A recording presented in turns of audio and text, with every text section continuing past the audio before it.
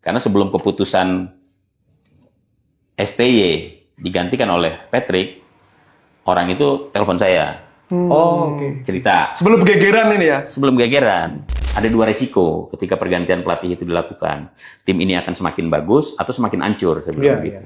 Itu yang saya coba kasih masukan ke internalnya timnas. Ketika seseorang mampu membawa tim nasional Indonesia sampai ke ajang dunia, apalagi nanti Indonesia menjadi salah satu pesertanya ya di Piala Dunia 2026, pasti kan yang dapat nama ketua umum PSSI dong. Yoyoy, bertemu lagi dengan saya Dedik Prianto, host Ruang Bola. Ruang bertemunya dan obrolan tentang sepak bola Indonesia dan dunia. Dan saya hari ini tidak sendirian, saya bersama partner saya Indro, bukan Warkop. Indro, bukan. Kalau pakai Warkop, soalnya kena royalti. Oke. Abang Indro, kita cuma berdua doang nih? Enggak dong, kita selalu menampilkan tamu-tamu yang bukan kaleng-kaleng pasti. Bukan kaleng-kaleng. Nah, hari ini kita nggak mau lah cuma berdua. Nah, kita kan kedatangan salah seorang yang ini nih, kalau saya cerita nih ya, dulu saat masih kecil nih, ini orang kok, ini siapa ya? Ini kok orang ngomong terus di TV ya? Nah, kita kedatangan siapa nih hari ini? Anda Mas Kesit B. Handoyo. Kesit, Bung Kesit Handoyo. Apa kabar Mas? Kabar baik Mas Indro. Yeah. Kabar baik Mas Dedik. Alhamdulillah. Ya Mas Kesit ini pengalamannya sangat banyak banget. Mulai dari jadi presenter pernah, lalu jadi wartawan, apalagi. Nah kita mau nanya juga pengalaman Mas Kesit ya. Apa Mas yang ketika menjadi presenter, enaknya apa sih jadi presenter sepak bola itu Mas? Iya. Enaknya masuk TV. Bener. Itu yang buat saya masa kecil. Ini orang ini, oh iya ternyata Bung Kesit Handoyo kalau jam meliuk-liuk soal timnas, gitu. Iya, jadi kalau presenter itu sebenarnya itu apa ya, side job kali ya. Ya. Karena saya kan ngawalin jadi apa namanya, ya jadi orang yang kemudian ngomongin soal bola. Itu memang dari wartawan ya. Dari tahun 90 awal. Waduh, saya baru lahir. Pantesan nggak ketemu di lapangan. Jadi 90 saya ngawalinnya dari sebagai wartawan. Iya. Dan saya jadi wartawan itu langsung terjunnya ke olahraga, nggak pernah ke bidang lain. Oke. Langsung olahraga, ya sampai 3 tahun pertama itu hampir semua cabang olahraga. Tapi kemudian di tahun keempat saya sudah lebih fokus ke sepak bola. Jadi sekitar tahun 94 lah. Itu saya udah fokus di sepak bola. Kalau pertama kali media apa tuh Mas? Pertama kali itu dulu saya di grupnya Suara Pembaruan. Ada dulu namanya tabloid Tribun Olahraga. Oh, iya. Itu tabloid olahraga pertama tuh di Indonesia. Saya masuk di situ. Ya, itu tahun 90 awal. Saya masuk di Tribun Olahraga. Itu masih all around tuh, hampir semua cabang lah. Yeah. Termasuk ya sepak bola juga yang saya liput. Tapi masih apa istilahnya acak adul lah. Kadang liput atletik, basket, volley, kemudian panahan, terjun payung, rally. Kalau sekarang kayaknya pedal tuh. Iya, pencaksilat, semua tinju segala macam. Itu udah catur, golep, hampir semua cabang olahraga saya liput. Tapi lama-lama kayaknya mesti apa namanya? Fokus, mesti spesialisasi deh. Akhirnya ya udah, kebetulan saya juga hobi bola. Ya udah, akhirnya saya coba gelutin sepak bola aja. Oh, berarti sudah puluhan tahun. Jadi ngikutin tuh bagaimana up and down-nya sepak bola Indonesia itu, ya kan? Iya. Nah, saya jadi penasaran nih, Abang Indro. Apa ceritanya paling memorable, paling lucu gitu tentang sepak bola Indonesia selama mungkin 20-an tahun ini? Yang sepak bola nasional ya? Iya. Aduh, banyak banget. Banyak banget ya. Tapi kalau sepak bola nasional ada memori yang nggak pernah saya lupakan ya. Atau mungkin di antara pengalaman-pengalaman yang lain, ada satu yang tidak pernah saya lupakan. Itu justru terjadinya bukan di lapangan sepak bola. Menarik. Jadi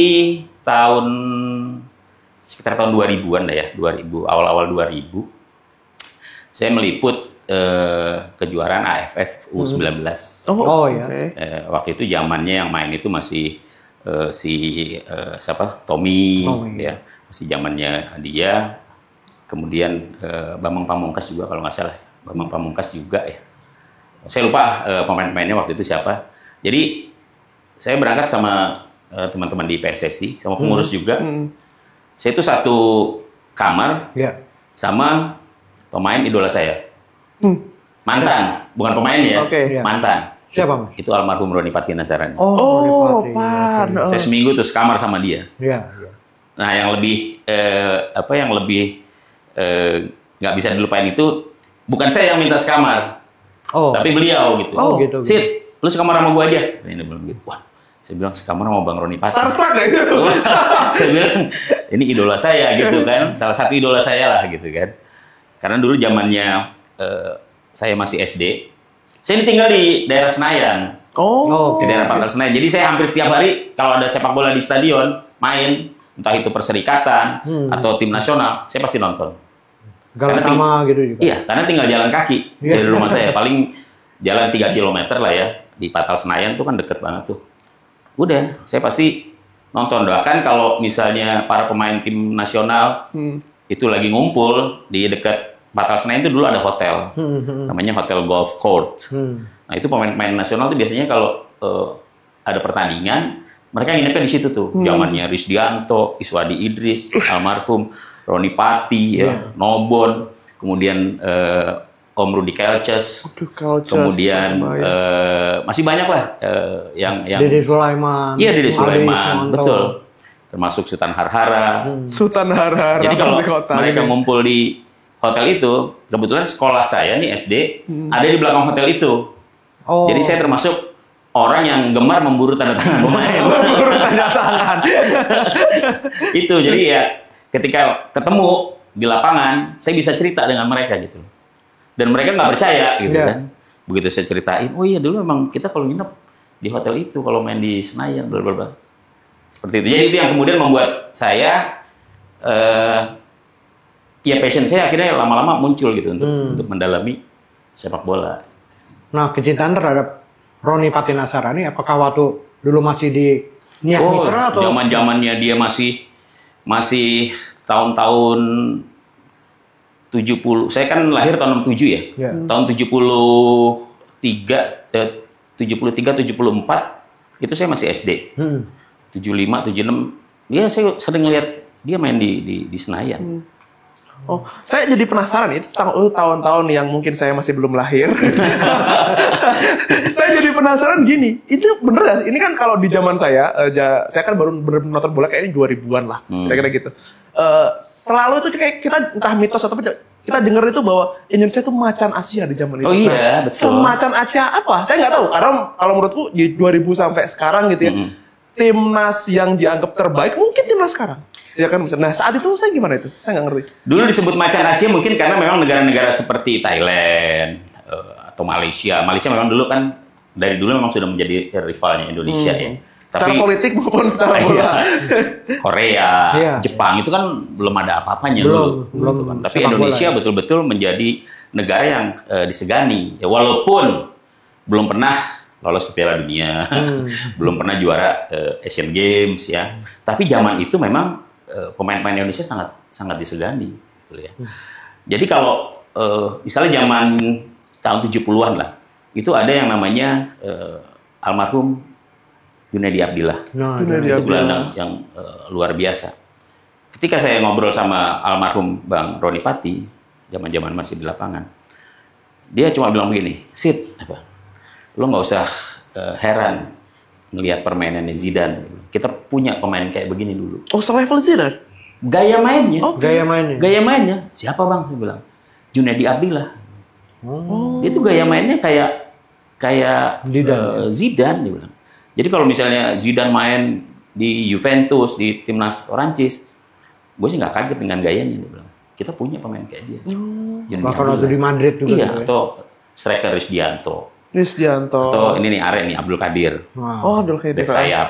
Itu juga kan luar biasa. Sebaya. Atau kalau misalnya kita lihat lagi Bang Anjas Asmara misalnya. Anjas Asmara. Masih ada. Masih ada. Sampai saat ini itu juga pemain yang menurut saya sangat melegenda sekali.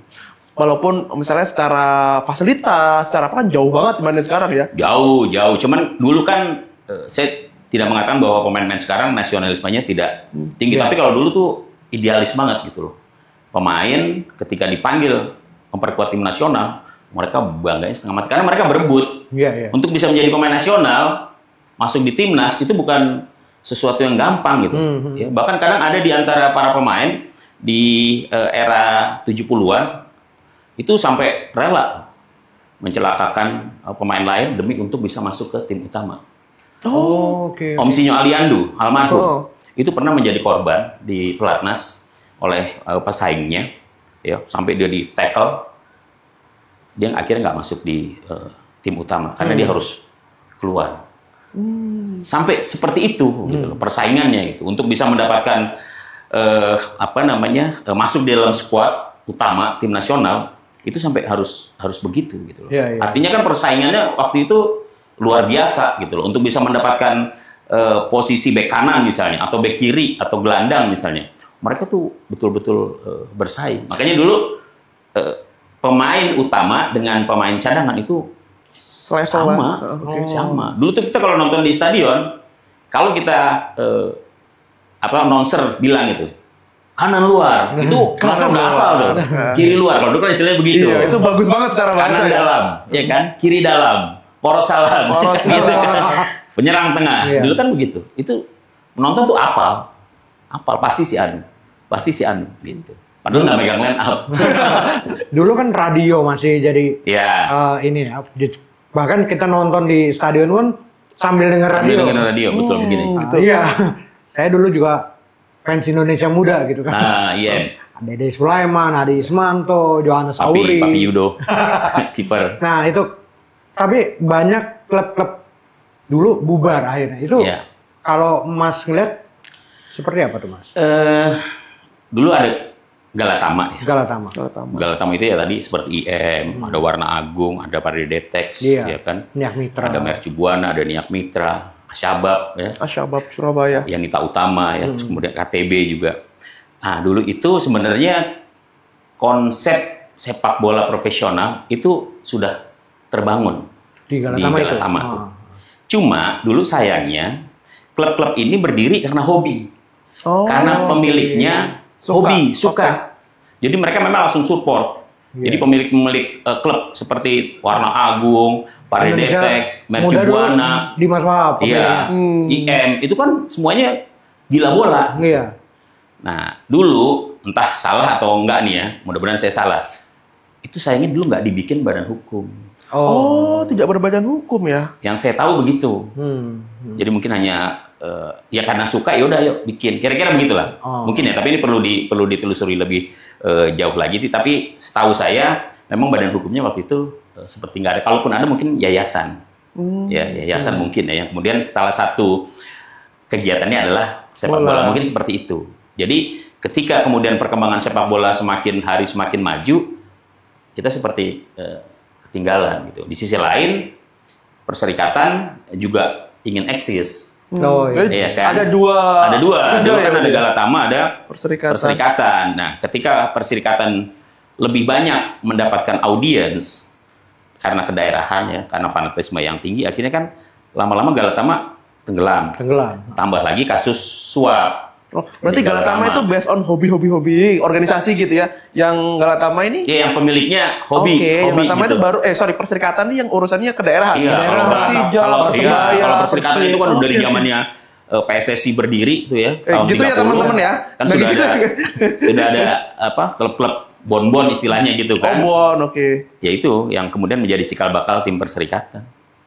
Begitu. Nah, kalau Mas Kesit sendiri kan tadi tahun 94 baru fokus ke sepak bola. Itu medianya tetap grupnya Suara Pembaruan masih di Tribun, tapi nggak lama kemudian saya pindah ke harian terbit waktu itu, Koran Sore yang grupnya Pos Kota. Nah di situ saya lebih banyak lebih fokus lah di sepak bola. Nah kalau untuk ke TV sendiri? TV tahun 2000 awal. Tahun 2000 awal. Seperti saya cerita tadi di awal. Ini ketika saya nonton ini orang ngomongin belum menjelaskan dengan bahasa Indonesia yang saat itu saya merasa ini gampang enak didengar, gampang diikutin gitu ya. Tidak pakai akrobatik gitu. Iya, Saya masih iya, ingat itu, iya. sama masih ingat. Ya jadi 99 menjelang 2000 sih ya waktu itu. Saya pernah mengawali La Liga. Oh. Liga Spanyol di TPI. Nah, Zaman itu banget. TPI. Wow. Jadi waktu itu karena TPI mengikuti formatnya ESPN. dia. Oh, Jadi oke. jadi saya monolog. Oke. Jadi saya bawain juga, menganalisa juga gitu loh. Karena tidak ada host, tidak ada komentator. Jadi host aja langsung merangkap komentator. Nah. Waktu itu seperti itu modelnya. Waduh, itu berarti mesti jadi kamus bola. Iya. Liga Spanyol itu. Zaman belum ada internet. Iya. Zaman belum ada Bayangin internet. tuh. Zaman belum ada internet. Jadi modalnya ya saya untungnya karena saya bekerja di koran ya. Jadi saya kan di koran saya itu langganan Berita luar ya. Reuters, Telex ya. Telex ya. Reuters, ada AP. Jadi saya ngambil dari situ tuh. Oh, oke, berita duluan. Saya keuntungannya di situ aja. Terus di kantor juga langganan majalah-majalah sepak bola. Saya minta. Karena Foto-foto gitu ya. ketika saya dipercaya untuk memegang sepak bola, saya bilang, tolong, saya minta langganan Giurin Sportivo, Italia. Oh, Saya bilang. wow, dulu banget Mundo Sportivo. Iya, kemudian walaupun cuma saya ambil foto-fotonya doang, karena saya nggak ngerti bahasa Italia gitu kan. Mundo Sportivo. Terus Onze Mondial. Onze Mondial. Kemudian saya juga minta kicker Jerman. Terus Belanda tuh ada football. Iya, iya. Ya saya juga minta langganan itu. Belum ada Google Translate. Sama belum ada. Sama yang paling top lah World Soccer. World Oh, Soccer. Nah, itu jadi hampir Shoot juga ada. Majalah Shoot. Saya hampir 6 majalah saya minta langganan waktu itu Oh, oke. di kantor dan mereka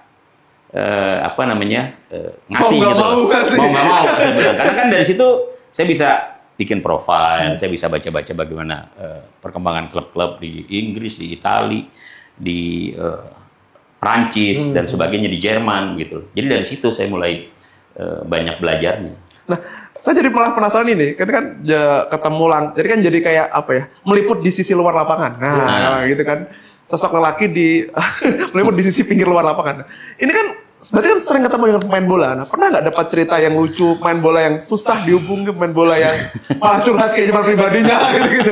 Sering. Gimana? Sering. Jadi kalau liputan-liputan ke luar negeri, itu pasti salah satu tugas saya adalah ngejar pemain. Ya. Saya pertama kali keluar negeri itu tahun 94 saya udah keluar negeri. Waktu itu tapi timnas yang main waktu itu 95. Oh, 95. Ya, waktu itu zamannya Kurniawan Kurniawan. tampil di pre-Olimpik Oke. lawan Korea Selatan dan Hong Kong. Ya, itu waktu itu berangkat dengan beberapa wartawan, itu udah ada dari Kompas, dari Pikiran Rakyat, Suara Merdeka waktu itu ya, Jawa Tengah. Itu berangkat berangkat tahun 9 ya sekitar 95 lah. Pokoknya setelah Kurniawan pulang dari Primavera. Itu liputan untuk tim nasional. Kalau yang untuk internasionalnya saya 96 itu meliput Piala Eropa di Inggris selama 1 bulan itu. Waktu itu ada Bung Rayana Jaka Surya. Bung Ray. Terus ada siapa lagi? Yesayas. Enggak. Enggak, Yesayas. Mas Surya Pratomo deh kalau nggak salah tuh dari Pratomo. Kompas. Kemudian banyaklah teman-teman dari media-media mainstream pada saat itu ya. Nah itu tahun 96 tuh pertama kali Iya. saya bisa meliput Piala Eropa. Kalau wawancara langsung dengan pemain itu tahun 2000. Oh, oke. Tahun 2000 juga Piala Eropa itu di Belanda, di Belgia dan Belanda saya juga berangkat ke sana. Nah itu saya mulai bisa ada tuh wawancara dengan pemain-pemain luar negeri pada saat itu gitu. Entah itu di mix zone atau pada saat press conference gitu dengan pemain Inggris. Misalnya pada saat itu saya sempat ketemu dengan David Beckham, si awal-awal tuh Paul Gascoigne. Wah, Paul Gascoigne. Kemudian Ini Shearer. Alan Shearer juga termasuk. Waduh, benar. Alan Shearer.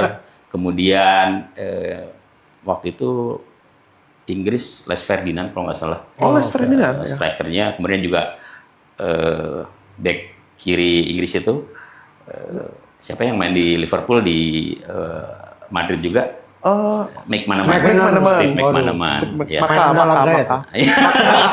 Maka itu. Kemudian juga ketemu pemain-pemain Itali, ketemu pemain-pemain Perancis juga. Itali kan waktu itu tahun 2000 lolos ke final, ketemu dengan Perancis di final. Itu sempatlah beberapa pemain saya wawancara. Nah, yang paling fenomenal ketika wawancara siapa? Kalau fenomenal itu justru nggak terjadi di Inggris, nggak terjadi di Belanda ya di tahun 2000. Yang fenomenal itu justru waktu saya meliput final Liga Champions tahun 2007. 2007 ya? Antara AC Milan lawan Liverpool. Oh, yang kedua. Yang kedua. AC Milan menang. Iya. Saya sempat ngobrol dengan waktu itu pemain Liverpool yang saya wawancara, asal Belanda. Dirk Kuyt. Oh, oke. Itu saya tunggu tuh dia di mix zone. Tapi katanya begitu saya tunggu di mix zone, dia bilang sana aja gitu kan. Jalan menjelang pintu bisnya tim Belanda. Saya bilang nggak boleh kan di sana, udah nggak apa-apa. Nah, itu saya malah diajak ngobrol sama dia. Lagi anak ngobrol, adalah sekitar 5 sampai 7 menit gitu kan. Ternyata ada steward yang lihat. Terus dia nempuk saya siapa namanya? Dirk Kuyt. Sudah ya, kata, sudah cukup kan wawancaranya. Sekarang saya naik sebelum kamu diusir katanya. Benar, jadi bisa cerita di balik sisi 2007 kan fenomenal itu bagi. Iya. Termasuk juga pada saat itu saya sempat ketemu sama Rivaldo. Oh, jam. Rivaldo waktu itu kan dia bekas pemain AC Milan kan. Betul. Iya. Dia mau nonton. Saya lihat ini kayak wajahnya nggak asing ini. Saya panggil. Dia pakai topi gitu berarti ya, kelihatan. Pakai topi. Saya panggil. Rivaldo. Nengok dia sama anaknya gitu kan. Untungnya anaknya bahasa Inggrisnya Lancar. Rivaldo-nya enggak? Rivaldo-nya kurang. Ada anaknya waktu itu. Iya katanya gitu kan. Terus bisa saya ngobrol, dia bilang gitu kan. Dia panggil anaknya. Udah, saya nanya prediksi waktu itu. Karena menjelang pertemuan antara Milan dengan Liverpool waktu itu. Saya ngobrol, bla bla bla bla bla bla. Ya, waktu itu ininya dia tepat. Prediksinya. Dia bilang, kali ini giliran AC Milan yang menang. Gila. Jadi saya sempat ketemu tuh di luar. Ketemu karena saya tahu wajahnya dia, saya panggil, ya udah. Itu salah satu keberuntungan juga. Bisa ngobrol sama Rivaldo. Nah, kalau buat Tempo dulu ini kan presenter yang paling legend Sambas gitu kan. Nah. Kalau maksudnya sosok Sambas sendiri bagaimana? Sambas itu kebetulan anaknya teman saya ya. Oh gitu. Teman saya. Ya sebenarnya saya mengenal Sambas itu Pak Sambas saya manggilnya ya. Itu waktu zamannya saya masih kecil. Jadi saya tahu di dekat rumah saya itu ada komplek TVRI. Ya, itu di daerah Kemandoran tuh. Nah, Pak Sambas itu rumahnya di situ. Oh, oke. Nah, seminggu 2 kali saya itu latihan karate di komplek itu. Oh, iya. Kebetulan karena anaknya kenal juga, jadi saya udah tahu tuh sosoknya Pak Sambas. Tapi memang keren sih. Oke. Suaranya gitu kan. Walaupun agak ke Persib gitu ya. Agak ke Persib. Nah, ini menarik Abang Indro. Kita udah mulai masuk ke level sepak bola nasional berarti. Jadi setelah ini kita akan ngomong dan nanya nih, karena ada saksi hidup bagaimana sejarah sepak bola Indonesia kebentuk juga timnasnya. Nah, kita masuk ke selanjutnya, kita akan ngobrol itu. Nah, jadi kita tadi udah ngobrol tentang bahkan Sambas loh. Sambas itu saya mendengarnya aja kan baru cuma mendengar, karena kan sering kebetulan seneng baca tentang bola Indonesia gitu ya. Ada nama Sambas, namanya kok seperti nama daerah di Kalimantan. Ternyata ketika suaranya dia nih orang. Tapi gitu. waktu Sambas masih jadi presenter, bawain acara sepak bola di TVRI, saya juga masih jadi penonton, belum jadi wartawan. Kalau yang udah jadi wartawan itu ya seperti Abraham Isnan. Itu juga dulu ada penyiar TV. Itu juga suaranya Bung Sambas kok. Gimana Bang? Jadi kalangan presenter Sambas tuh legend bener ya? Legend. Nah, saya jadi penasaran itu, Bang Abang Indro bukan Warkop. Jadi kan Mas Set ini kan ngikuti perjalanan timnas Indonesia lah ya. Saya tuh jadi penasaran soal pemain-pemain timnas gitu ya. Ada cerita lucu nggak misalnya cerita tentang timnas pemain timnas yang tadi ikut di pre Olimpik Iya. gitu-gitu. Ada cerita lucu ya mungkin bisa dibagi. Banyak. Nah, ini nih. Banyak cerita lucu. Tapi cerita yang positif aja yang lucu ya. Yang nggak positif juga boleh deh. Jadi tahun 99 itu persiapan tim nasional mengikuti SEA Games di Brunei. Iya. Ya, saya kebetulan ngikutin mereka pelatnas. Oh, 99 ya. 99 pelatnas di Eropa. Waktu itu ada satu negara di Estonia namanya. Estonia itu bekas jajahan Soviet ya. Betul, betul. Dia adanya di seberangnya Finlandia. Jadi saya sekitar 12 hari lah ya mengikuti pelatnas timnas zamannya Kurniawan, zamannya Bejo Sugiantoro, Bambang ya. Nur Alim, Kurnia Sandi. kemudian Bima Sakti, Bima Haji Sakti. Santoso, itu masih main tuh. Saya ikut tuh. Jadi setiap hari saya ikutin mereka. Ya. Cerita lucunya banyak tuh. Cerita lucunya banyak.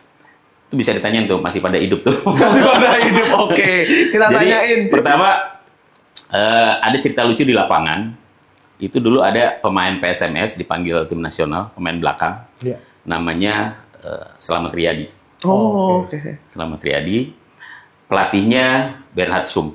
Oh, mushroom. Oke Ya. ya. Pelatih asal Jerman itu. Jadi satu kali latihan. Di lapangan saya liatin aja. Pemain-pemain kita ini kan, ya maaf gitu kan.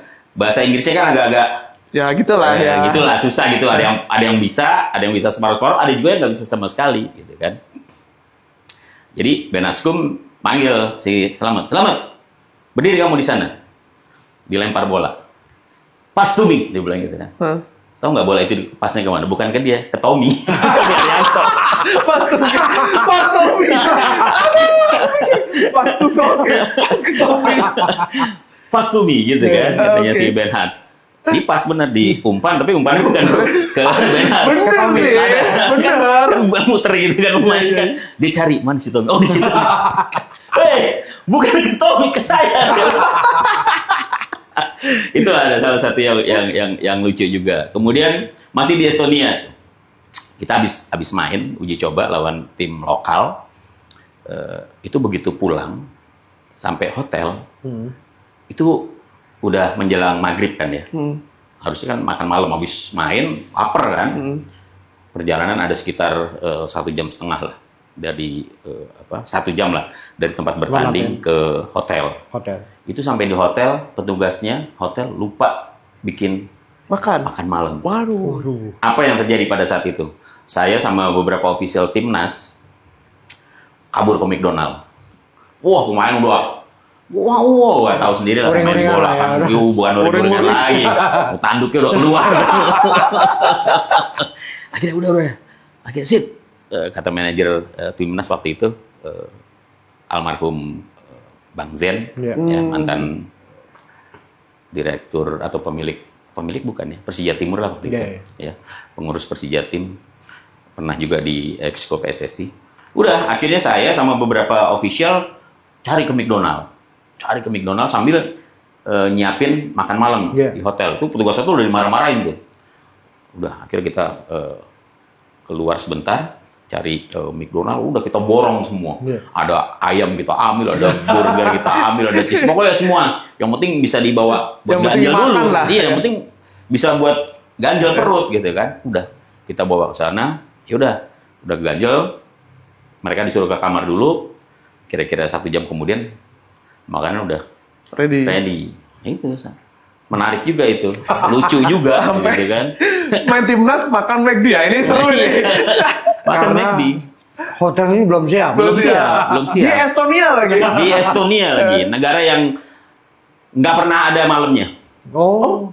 Iya, jadi matahari terus ada. Iya, jadi jam 3 dini hari itu masih kayak maghrib di sini. Okay. Kemudian gelap sebentar, jam 4:30 menjelang subuh gitu, udah terang lagi. Oke. Nah, saya jadi penasaran ini ngomong-ngomong soal gelap, Bang Indro. Ini kan salah satu yang dalam kan Mas Kusit kan ngikuti banget lah. Iya. Bahkan menjadi sangat dekat dengan timnas Indonesia secara spesifik ya, karena ngikutin dia di mana-mana. Nah, salah satu yang sering kami dengar itu kan soal dunia malam, apalagi mereka superstar. Iya. Masuk timnas superstar dong. Iya. Superstar dekat dengan godaan dunia malam, wah, perempuan, bla bla bla. Itu gimana itu? Ada cerita nggak ya? Ya cukup banyak sih ya cerita-cerita itu. Tapi saya nggak mau nyebut Ya, nggak usah nyebut namanya nama lah ya. Tapi kalau pemain-pemain yang hobi ke diskotik, kemudian apa namanya pergi ke klub-klub malam lah ya, itu cukup banyak kok, cukup banyak. Bahkan kalau dulu zamannya Pak Agung Gumelar ya, jadi ketua itu kan pernah juga ada kasus yang sempat melibatkan Kurniawan kan, ketika itu yang dia tesnya diduga kira positif gitu kan, tapi walaupun akhirnya tidak terbukti begitu kan. Jadi memang zaman-zaman itu saya melihat juga memang cukup banyak ya pemain yang gampang tergoda, mungkin karena popularitas ya, kemudian juga duit banyak, akhirnya ya pergaulan dunia malam juga nggak bisa mereka hindari gitu. Tapi ya syukurnya mereka tidak sampai ke terjerumus dalam, artinya saya melihat mereka masih profesional, mereka masih menganggap atau memandang dirinya, gue nih atlet gitu kan, yang nggak boleh kemudian gue larut dalam pergaulan-pergaulan yang negatif gitu kan. Jadi mereka cepat sadar gitu loh. Kemudian ya mereka fokus lagi di. Tapi ada nggak pemain yang sampai terjerumus hingga akhirnya karirnya habis tanpa perlu nyebut nama ya? Kalau dari zaman saya lah ya, dari tahun 90 ya 90-an lah ya, 90 pertengahan lah, 90-an, 95. Saya melihat nggak ada sih. Nggak ada ya? Nggak ada. Tapi kalau mungkin yang angkatan 80 mungkin ada kali ya. Mungkin ada gitu. Tapi kalau yang zaman saya ini kan zamannya Primavera. Zaman saya itu lebih banyak di zaman Primavera ya. Karena saya ngikutin terus tuh zaman Primavera, dari mulai mereka direkrut, kemudian mereka diberangkatkan ke Italia, sampai mereka pulang itu saya ikutin terus. Saya hampir setiap hari tuh waktu mereka berlatih di Sawangan, saya satronin terus. Hampir setiap hari saya ke Sawangan lihat mereka persiapan sampai akhirnya berangkat. Termasuk juga ketika mereka sudah ada di Italia, karena saya kan koran sore nih waktu diterbit, saya tuh hampir setiap hari saya coba kontak, terutama lewat orang tuanya Kurniawan sih. Saya minta info-info bagaimana perkembangan di sana seperti itu. Nah, kalau misalnya sampai sekarang juga masih orang menilai kalau pemain dapat iklan, bintang iklan, gitu, jadi bintang iklan. Terus setelah ini udah masuk iklan, pasti setelah itu pasti flop. habis flop. Iya. Gimana kalau pengalaman Mas Kesit? Iya, memang ada juga beberapa pemain ya yang ya mungkin karena popularitasnya sudah semakin tinggi ya, kemudian sudah menjadi bintang iklan, jadi model iklan. Akhirnya dia lupa gitu loh. Dia lupa bahwa lu tuh masih atlet gitu loh. Iya kan, harusnya ya jangan kemudian lebih banyak fokusnya ke entertain gitu.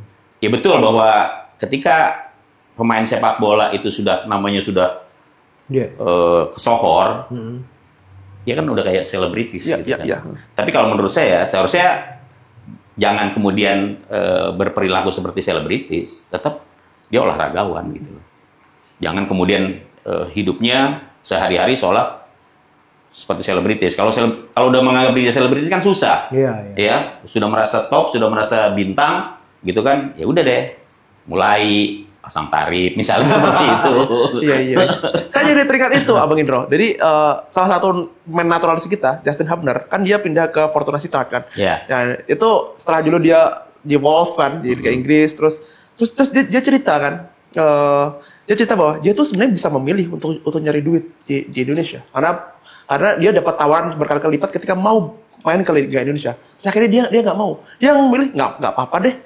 Gue ke Liga 2 kan, di Belanda kan. Tapi gue dapat bermain lebih oke dibanding dia di sini. Nah, sebegitu gemerlapnya Liga Indonesia gitu ya, yang hingga membuat orang-orang itu datang ke sini. Nah, kalau sekarang gimana? Ini kan liga kita ini kan, ya kalau nggak mau kita bilang fair-fairan kan, duitnya melimpah lah ya.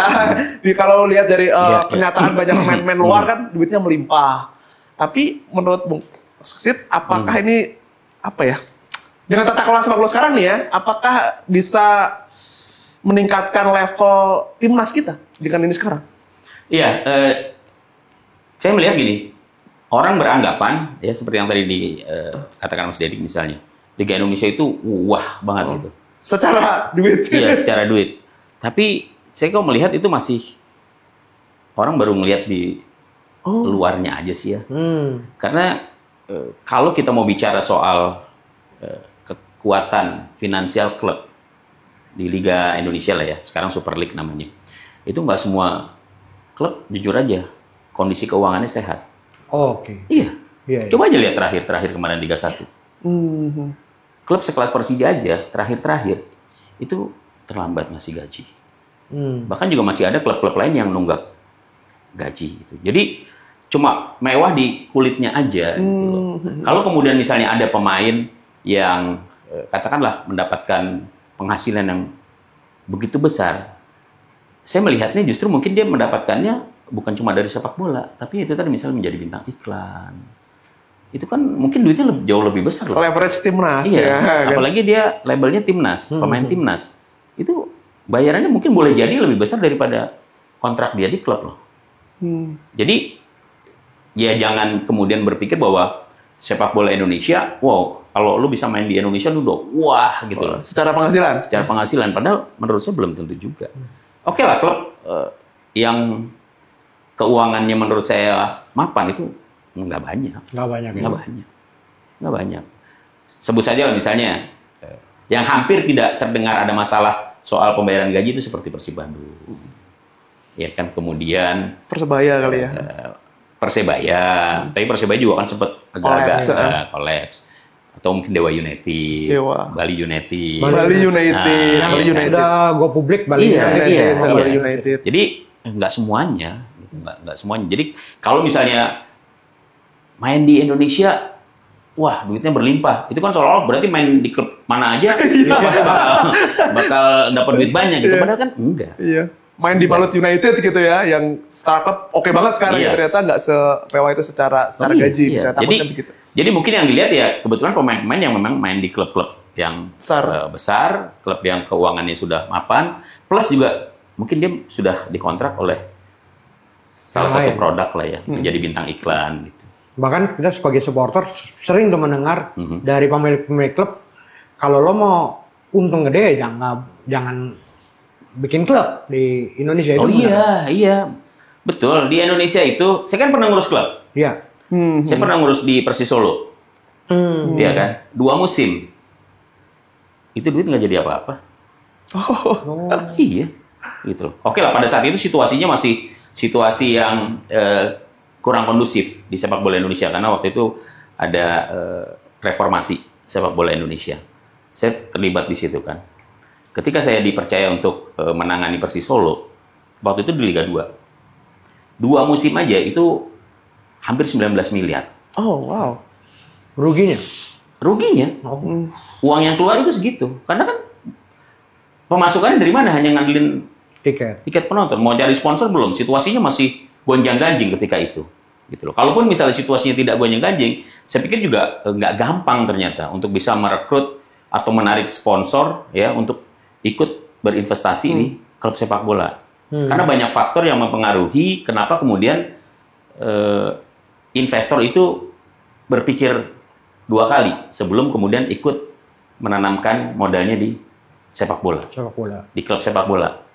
Gitu. Salah satunya ya misalnya kalau soal waktu itu nih ya, mudah-mudahan sekarang sudah nggak lagi soal penjadwalan di televisi atau penjadwalan di liga itu sendiri kadang suka berubah, ya hak siar juga atau jadwal yang nggak menentu, ya bisa loh pertandingan hari ini mau main atau nanti sore mau main, siang tiba-tiba dibatalin. Ini kan juga salah satu faktor yang juga ikut menentukan begitu kan, minat investor untuk menanamkan modalnya di sepak bola. Belum lagi masalah supporter, ya kan, ini juga menjadi salah satu parameter gitu loh. Kalau supporternya oke, supporternya tidak berulah, saya pikir itu akan lebih mudah para pemilik modal ini mau invest di sepak bola. Jadi supporter sebagian besar sih sudah mulai baik ya. Tapi kan masih ada aja yang ternyata berbuat ulah. Iya. Nah, saya juga penasaran soal ini berarti apa? Tadi kan ngomong soal kita itu dianggap gemerlap secara uang, tapi secara kualitas liga gimana? Karena saya belakangan baca berita itu pengaturan pemain asing yang sebenarnya malah semakin membuka keran itu, padahal timnas juga butuh pemain-pemain muda yang lebih banyak. Tapi ya itu gimana kalau menurut Mas Kesit? Masuknya pemain asing, bertambahnya jumlah pemain asing di klub ya, yang diperbolehkan main. Sekarang kan 11. 7, 9, 11. Ya. 7 di lapangan, 19 di DSP, 11 boleh dimiliki. Ya. Menurut saya ini sesuatu yang kurang bagus sih di sepak bola Indonesia. Karena akan mengurangi ya kesempatan pemain-pemain lokal untuk main di liga. Masuknya atau bolehnya pemain-pemain asing ya, ditambahnya pemain-pemain asing di klub itu kan tujuannya untuk meningkatkan standar kompetisi ya, standar Liga Indonesia untuk bisa bersaing di Asia. Kan itu. Berarti kenapa kalau sekarang ditambah, berarti kan memang kualitas sepak bola Indonesia atau Liga Indonesia masih belum bagus. Makanya kemudian kenapa PSSI mencoba menambah jumlah pemain asing yang bisa tampil di sebuah klub di Superliga. Kan itu maksudnya supaya grade-nya kan nanti naik. Iya kan? Berarti kan kenapa kalau ini kemudian ditambah supaya grade-nya naik, berarti kan kemarin-kemarin memang levelnya rendah. Ya buktinya klub-klub kita susah bersaing di Asia. Padahal itu salah satu faktor ya keberhasilan klub wakil Indonesia untuk bisa bersaing di kancah klub Asia. Salah satunya kan ketika mereka sukses untuk bisa misalnya sampai ke semifinal, sampai ke final begitu ya. Kemarin cuma musim lalu Madura United itu bisa ke semifinal. Tapi kan di Champions Challenge, bukan di Champions League 2 atau League yang atasnya lagi. Nah sekarang kita wakil Persib di Champions League 2, ya kemudian Dewa United di Challenge. Artinya ini kan masih butuh proses yang panjang untuk bisa meningkatkan level kompetisi Indonesia di tingkat Asia. Karena level kita katanya di bawahnya Kamboja Liga. Betul. Berarti kan sebenarnya yang salah ini sebenarnya solusi terbaiknya sebenarnya bukan memasukkan pemain asing, tapi yang masuk ke sini diperketat liganya. Karena kan saya lihat tuh beberapa klub-klub ini kan main Liga 3 negara mana, asalkan asing negara mana gitu. Dulu pernah ada marquee player kan, itu oke lah, meskipun beberapa yang diundang misalnya Asian, tapi kan dia udah main, misalnya gitu-gitu. Tapi itu oke. Nih sekarang saya merasa lebih betul. Saya lebih setuju pemain asing cukup 3 atau 4 misalnya, atau oke lah 5. Tapi yang berkualitas gitu loh, yang grade-nya tuh di atas, yang premium lah. Gitu. Oke lah, kita tidak kemudian menyamakan dengan harus selevel Liga Inggris misalnya gitu kan, itu masih jauh lah gitu. Tapi paling tidak mendekati lah gitu. Daripada lo ngambil pemain asing banyak tapi kualitasnya biasa-biasa aja. Gitu. Di liganya sono juga ya biasa aja. Lebih bagus punya 3 tapi grade-nya yang premium. Yang premium. Ini kan akan bisa akan lebih cepat meningkatkan kualitas permainan. Nah, pertanyaanku, kayak gitu akan meningkatkan level timnas kita nggak? Kalau kayak kondisi kayak gini terus? Yang sekarang ini belum tentu juga. Belum tentu ya. Ini karena oke lah sekarang di Liga di Super League awal-awal lah. Ini kan masih pekan pertama, pekan kedua semangatnya masih tinggi begitu ya. Semangatnya masih tinggi. Tapi coba deh nanti. Begitu sudah masuk ke pertengahan, itu kan sudah mulai kelihatan seperti apa begitu ya. Ya, harapan kita sih mudah-mudahan naik terus gitu secara kualitas permainannya gitu. Belum lagi kalau kita di level tata kelola sepak bola nasional itu, kita kan nggak punya sepak bola putri. Sepak bola putri lagi nih. Kompetisinya aja nggak ada. Kompetisinya nggak ada. Terus kemarin gitu? Ketika kita dihajar oleh Thailand, itu semua orang emang nggak ada kompetisinya. Kita kan selalu instan begitu kan. Kemudian ngerekrut pemain, naturalisasi begitu. Ya kalau misalnya memang kita belum ada kompetisinya, pemain-pemainnya juga terbatas ya di sepak bola putri, ya jangan berharap dulu kita mau lolos ke Piala Asia, misalnya seperti itu. Kualitasnya aja masih jauh panggang daripada api, kan kira-kira seperti itu. Jadi menurut saya, kalau untuk sepak bola putri ya kita memang harus bersabar. Iya. Yang putra aja juga masih ngos-ngosan kan begitu kan. Apalagi yang putri begitu belum ada kompetisi ya kan. Kemudian SDM-nya juga belum banyak. Makin seru nih, Dad. Nah, seru. Kita setelahnya kan ngomongin naturalisasi dan timnas Indonesia dan juga yang paling krusial Piala Dunia. Piala Dunia. Nah, pertanyaannya apa kita mampu lolos apa enggak? Kita akan nanya ke Mas Kesit.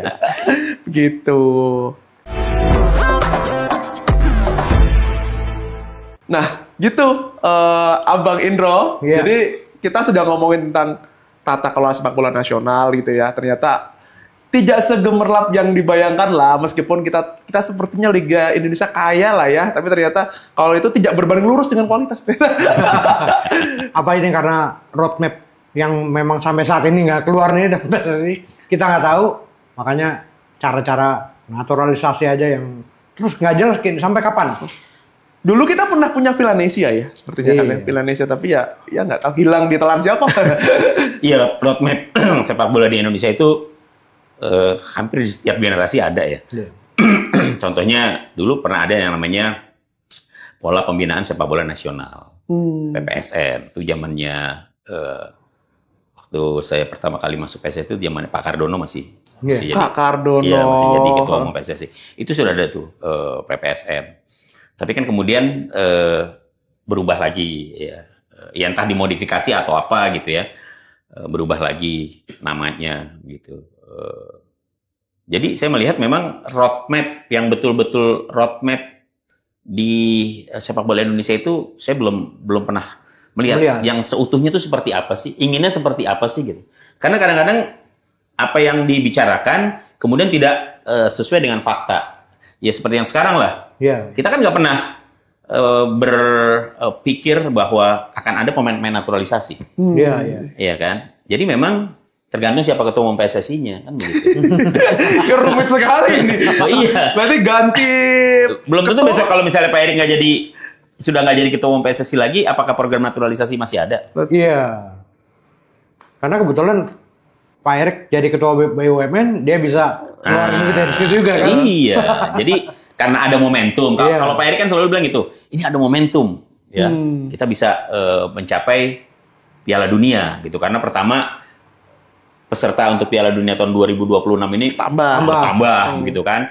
Jatah Asia yang tadinya cuma 4,5 sekarang jadi 8,5 ya. Jadi memang kesempatannya sangat banyak gitu, peluangnya sangat banyak. Dan kebetulan saat ini Indonesia sudah ada di round 4 begitu. Tinggal selangkah lagi kira-kira begitu atau 2 langkah. 2 langkah ya kalau harus main di playoff ya. Tergantung lah ini. Pokoknya tidak ada pilihan 3 langkah pokoknya. Karena pasti nggak lolos keluar 3 langkah. Iya, jadi memang kalau kita lihat dari perjalanan tim nasional Indonesia dari masa ke masa, ya harus diakui inilah the best gitu loh. Karena sudah sampai sejauh ini, sampai ke round keempat gitu. Di saat persaingannya memang begitu kuat di kawasan Asia. Iya, kita di grup tuh lawannya Arab dan Irak. Irak itu juara Asia di rumah kita. Masih ingat itu. Yonis Mahmud masih ingat. Yonis itu masih ingat itu Irak loh. Gitu. Jadi kalau round keempat ini ya menurut saya berat. Berat ya. Bukan berarti peluangnya tidak ada. Kalau peluang kan sekecil apapun ada. Gitu. Tapi kalau kita lihat ada Saudi Arabia, ada Irak di sana, itu tidak mudah bagi Indonesia untuk bisa merebut posisi pertama. Ya, lolos langsung gitu. Karena main di Saudi Arabia. Oke lah, kita punya keuntungan menghadapi Saudi Arabia karena 2 kali pertemuan di round 3 kita tidak terkalahkan. Seri sekali, menang sekali. Artinya secara mental, secara moral, ketika Indonesia bertemu lagi dengan Saudi Arabia, itu Indonesia lebih pede. Unbeaten lah pokoknya. Iya. Padahal lu Mancini ya. Mancini aja kita depak. Jadi itu salah satu kelebihan secara mental Indonesia. Oke, tapi ketika bertemu dengan Irak, kita belum pernah menang lawan Irak. Kita susah sekali menang lawan Irak. Ya. Jadi salah satu handicapnya menurut saya memang ada di Irak. Ya kedua ya karena main di Saudi Arabia itu aja. Nah ini terkait itu rencananya Mas Kesit juga akan mengadakan umroh sekalian nonton. Iya. Waduh, serius? Iya ada wacana, ada wacana, ada rencana mau bawa supporter Indonesia yuk nonton Indonesia di Saudi Arabia di round 4 sekalian umroh. Mumpung mainnya di Tanah Suci ya kan, di Saudi Arabia begitu. Kenapa tidak? Kesempatan ini kita jadikan untuk hadir mendukung timnas sekalian juga beribadah. Oke. Butuh teman yang bawa tas nggak? Tanya Mas Indro nanti. Aduh, saya siap. PSTI. Bawa sorban juga siap. Saya udah pernah umroh. Iya udah benar. Iya. Iya. Jadi itu rencananya begitu. Ya mudah-mudahan aja terwujud ya. Insya Allah, amin. Nah, saya penasaran kalau secara taktik ya, ini kan ada perbedaan yang sangat mencolok tuh. Sebenarnya kalau mau kita fair itu ngomongin era STY dengan eranya Patrick. Coach Patrick. Nah, menurut Mas Kesit, bagaimana melihat itu? Ini kan kalau kita lihat sebelumnya kalau lawan Arab nih, zaman STY kan kita lebih tough gitu loh mainnya. Kalau ini kan lebih ya kita akan menguasai bola, tapi kan ya itulah secara taktik gimana? Iya sebenarnya sih belum terlihat juga perubahan yang signifikan ya. Walaupun ada perubahan itu, tapi saya belum melihat perubahan itu signifikan. Ketika Patrick Kluivert menggantikan peran STY, langsung dihadapkan pada pertandingan penting, pertandingan yang berat melawan Australia waktu itu. Kocar kacir itu. Kocar kacir. Ternyata dia coba bermain offense ya. Dia coba bermain terbuka. Akhirnya kan babak belur. Akhirnya dia harus ketika menghadapi Bahrain di Jakarta, GBK mengembalikan permainan yang pernah dipakai oleh atau diterapkan oleh STY. Jadi saya pikir memang secara taktik perubahan itu belum begitu terlihat ya signifikan. Bahwa ada perubahan iya, tapi tidak signifikan. Artinya apa yang pernah ditampilkan di eranya STY itu masih begitu kental di tim nasional Indonesia. Gitu. Karena nggak gampang ya mengubah taktikal dalam waktu yang sangat sempit, persaingan yang juga sangat ketat. Resikonya terlalu tinggi kalau kemudian Indonesia katakanlah bermain lebih terbuka gitu. Karena secara kualitas pemain-pemain kita ya ini sudah terbangun ya ketika di tangan STY gitu. Jadi kalau kemudian harus di-change dalam waktu yang sangat cepat, ini resikonya terlalu besar. Nah, menurut saya begitu. Mengganti STY dengan Patrick Kluivert ini menurut Mas kesalahan atau seperti apa? Atau kan ketika pergantian drama itu drama ini berkisah terlalu panjang ini. Beda kalau misalnya kita ngeliat misalnya pergantian Jurgen Klopp ke Arne Slot kan ini bagus banget gitu kan. Iya. Nah ini kan berbeda. Nah ini mengganggu nggak sih pergantian STY ke Patrick Kluivert? Iya situasinya kalau kita flashback lagi pada saat STY digantikan oleh Patrick Kluivert. Itu kan memang ada situasi-situasi internal yang katanya cukup mengganggu keharmonisan tim, ya kan, kenyamanan para pemain. Saya dengar langsung loh dari sumbernya, ya, saya dengar langsung dari sumbernya di dalam internal tim nasional gitu kan. Karena sebelum keputusan STY digantikan oleh Patrick, orang itu telepon saya. Cerita. Sebelum gegeran ini ya? Sebelum gegeran. Bahkan saran saya ketika itu, jangan. Karena kita habis menang lawan Arab. Iya, betul. Kalau di cut, ini kacau, saya bilang. Besok kalah, selesai itu pelatih baru. Saya bilang. Tapi nggak bisa. Pilihannya memang harus diganti.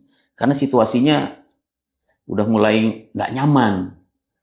Saya nggak tahu nggak nyamannya itu di internal seperti apa. Tapi yang kita dengar kan memang ada persoalan antara STY dengan beberapa pemain. Katanya kan seperti itu. Gitu.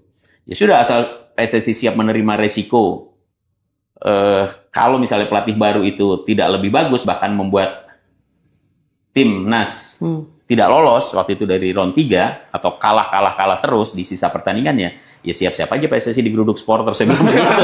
Oke, kita geruduk pertama. Iya, saya bilang siap-siap aja. Pak Erick Thohir disasar sama netizen, saya bilang begitu kan, sama masyarakat sepak bola Indonesia. Tapi ya silakan aja, itu kan pilihan. Saya bilang, walaupun akhirnya harus memutuskan mengganti STY ke Patrick Kluivert, ya waktu itu belum Patrick Kluivert belum disebut namanya. Pelatih baru, saya bilang gitu kan. Ada dua resiko ketika pergantian pelatih itu dilakukan. Tim ini akan semakin bagus atau semakin hancur, saya bilang gitu. Itu yang saya coba kasih masukan ke internalnya timnas. Karena ST ini kan apa ya, people choice gitu loh, ya kan, people choice-nya para supporter gitu sebenarnya sekarang ya. Bagi dia dianggap lah ya membawa angin segar dengan menggabungkan naturalisasi dan pemain lokal. Karena ya. Korea juga. Karena Korea juga kan gitu. Drakor. Pokoknya di Indonesia asal ada bau-bau Koreanya pasti banyak dukungannya. Bahkan katanya, saya lupa siapa yang bilang, pokoknya impor terbaiknya Korea itu bukan Hyundai, bukan STI. Gitu.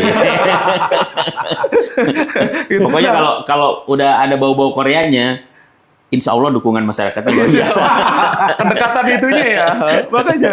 Nah, saya jadi teringat ini ini kan tadi kan drama ini panjang banget asal STI. Jadi mumpung ada Mas Kesit, saya pengen bertanya gini, ini bener nggak sih ada isu pemain naturalisasi itu dalam tanda kutip nih, itu tuh dibayar PSSI? Ya apa bedanya dengan Tarkam?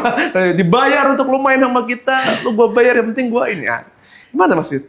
Kalau isu berarti harus kita cari klarifikasinya. Harus kita cari ini konfirmasinya. ini bedanya ini. Ini bedanya ini. Oke. Tapi saya mendengar juga itu gitu loh.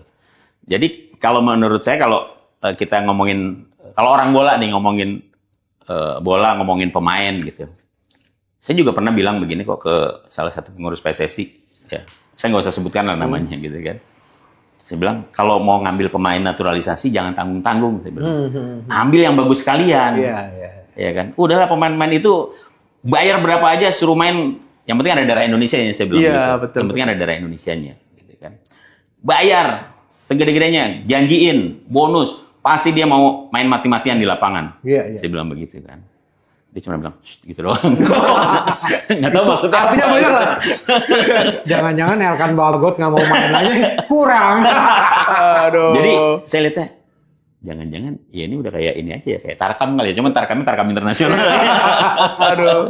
Iya. Tapi bagaimana? Tapi Mas Kesit tetap setuju aja naturalisasi? Saya setuju ada naturalisasi, cuman harus ada batas. Kita nggak boleh terus-terusan bergantung kepada pemain naturalisasi.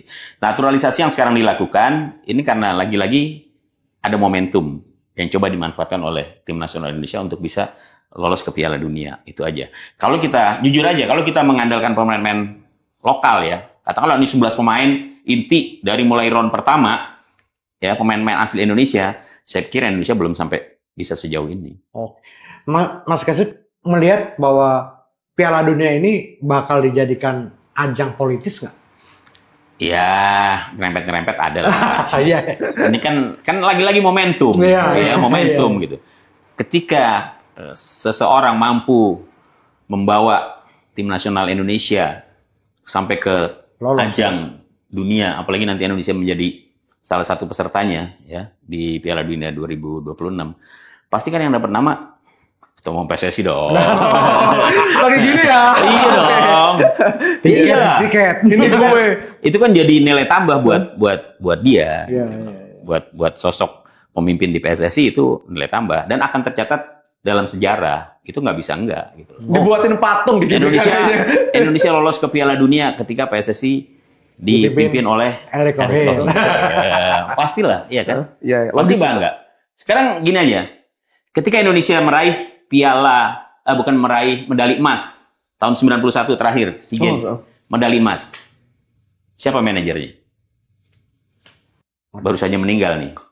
IGK Manila. Itu namanya Pak IGK Manila. Abadi sampai sekarang. Abadi loh. Siapa manajernya waktu itu? Pak IGK Manila. Baru 32 tahun kemudian Indonesia bisa meraih juara SEA Games lagi, ya kan? Ketua umumnya siapa waktu itu? Pak Cardono, betul. Itu. Nah, sekarang begitu sudah berhasil dipecahkan rekor itu 32 tahun, ketua umumnya siapa? Erick Thohir. Pelatihnya siapa? Indra Safri, kan gitu. Manajernya Pak Sumarji. Besok ini kalau timnas Pak Sumarji. Pak Sidoarjo. Tapi benar Sidoarjo ya? Iya. Jawa Timur lah pokoknya. Mas Kesit, saya pengen tanya, Mas Kesit sebagai PWI Jakarta. Nah, Mas Kesit melihat media sekarang, media di Indonesia, memandang kasus Kanjuruhan seperti apa? Kalau media mainstream lah ya, media-media mainstream, media-media arus utama, atau media-media yang memang kapasitasnya itu sesuai dengan undang-undang tentang pers. Saya pikir apa yang disajikan itu sudah sangat objektif, ya, sudah sangat objektif. Sekarang kan begini, Mas Indro, Mas Dedi, ini kan karena ada eranya kan sekarang udah beda nih. Ya, era media sosial kan begitu dahsyat, begitu luar biasa gitu kan. Disrupsi medianya itu udah sangat, udah deh, kita sulit ngebendungnya, begitu ya. Artinya bahwa kalau saya memandang bahwa kasus Kanjuruhan itu harusnya selesai sampai tuntas, harus selesai sampai tuntas.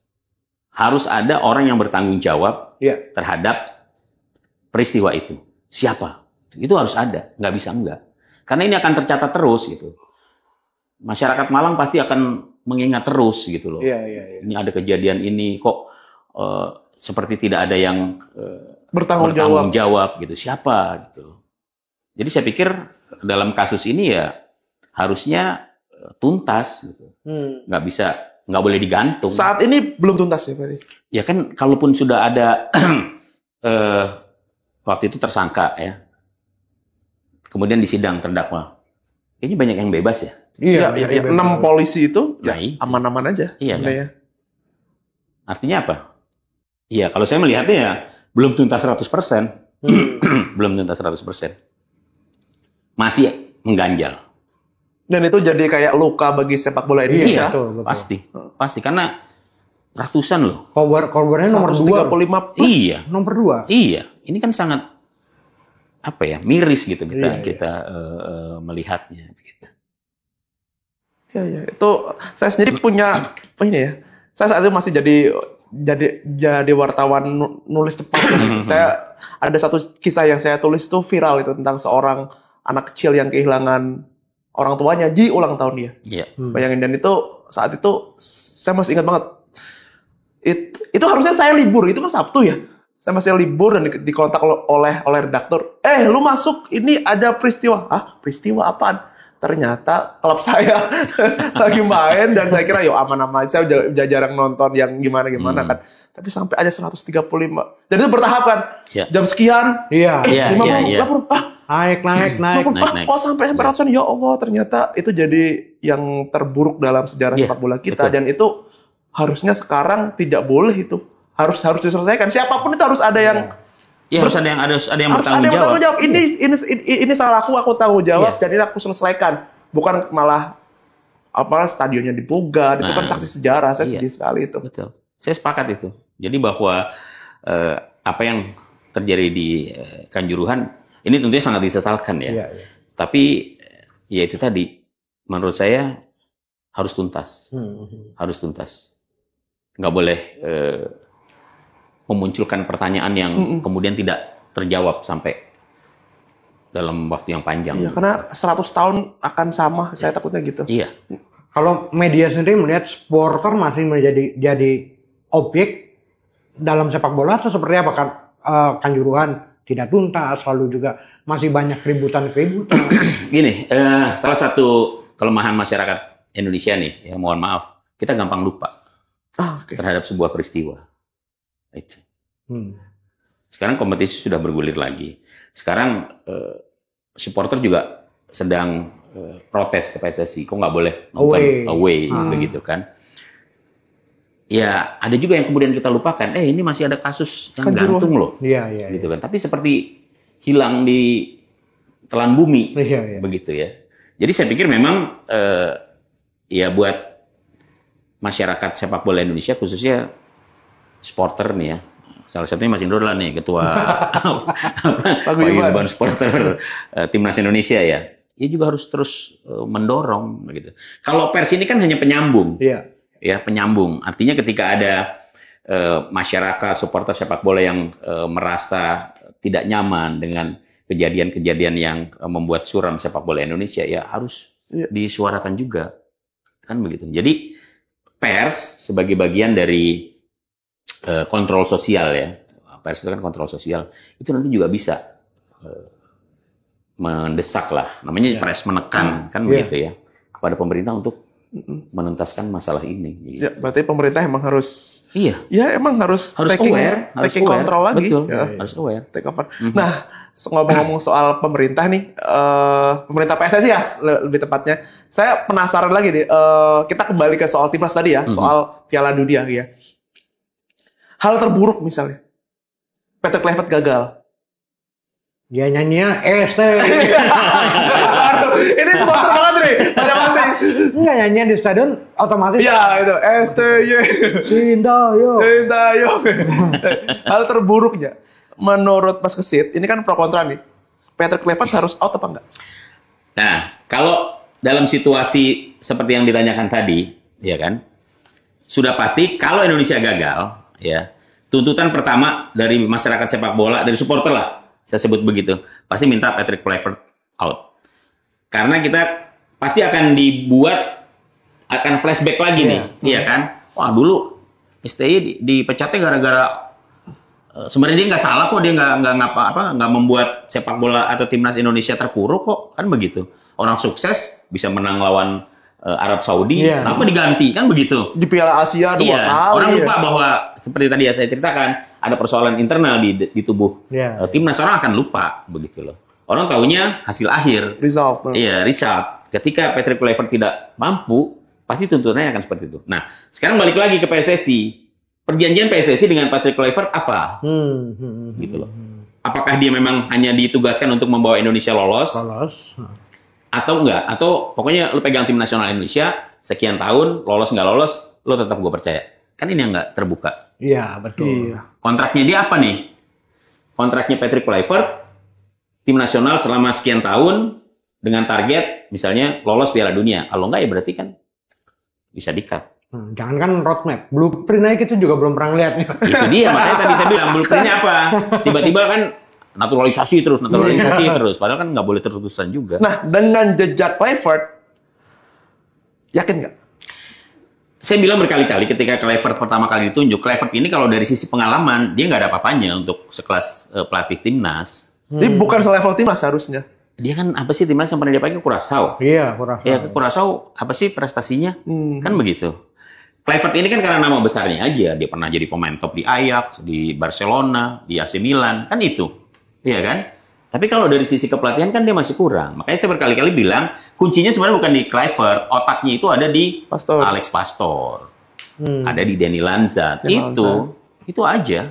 Jadi kalau kemudian tim ini bagus, timnas di bawah Kluivert bagus, ya itu menurut saya itu hasil kerjanya atau buah otaknya Alex Pastor. Pastor. Tapi tetap optimis lah ya Indonesia. Ya harus. Kalau optimis, saya pikir harus. Karena ntar kalau saya bilang nggak optimis, saya dibilang nggak punya nasionalisme lagi kan gitu. Diserang buzzer juga. Jadi kita tetap dorong timnas supaya bisa fight terus, bisa lolos ke Piala Dunia. Oke, terima kasih. Nah, ini sebelum kita closing, Abang Indro, gitu ya.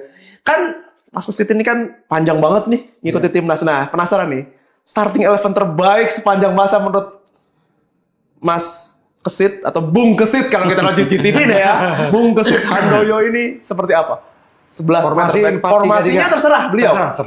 Formasi terserah beliau, pelatihnya terserah beliau.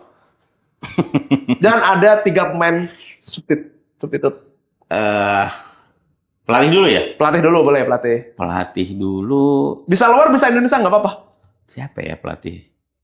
Kalau pelatih luar itu yang pernah sukses, salah satunya itu Ivan Kolev. Ivan Kolev, the Bulgarian man. Ya. Kemudian ini dari berbagai generasi loh ya. Yes, ya. Belakangnya itu almarhum Sugiantoro. Ya. Oh, berarti komposisinya berapa nih? 3-4-3? Kita pakai 3-4-3 aja. Oke, 3-4-3. Yang lagi keren nih. Itu STY itu yang keren kan di Indonesia itu. 3-4-3. Kemudian Nur Alim. Oh, Jabrik. Belakang lagi 3 siapa ya? Dulu tuh ada pemain belakang dari Petrokimia. Siapa sih? Siswanto? Bukan Siswanto. Ada tuh satu. Aduh, saya lupa namanya tuh. Oke lah, karena lupa, saya Take down aja. di drop. Oke. Di drop aja. Hairil Anwar. Oh, Khairul Anwar Pace. Pace. Pace. Ya.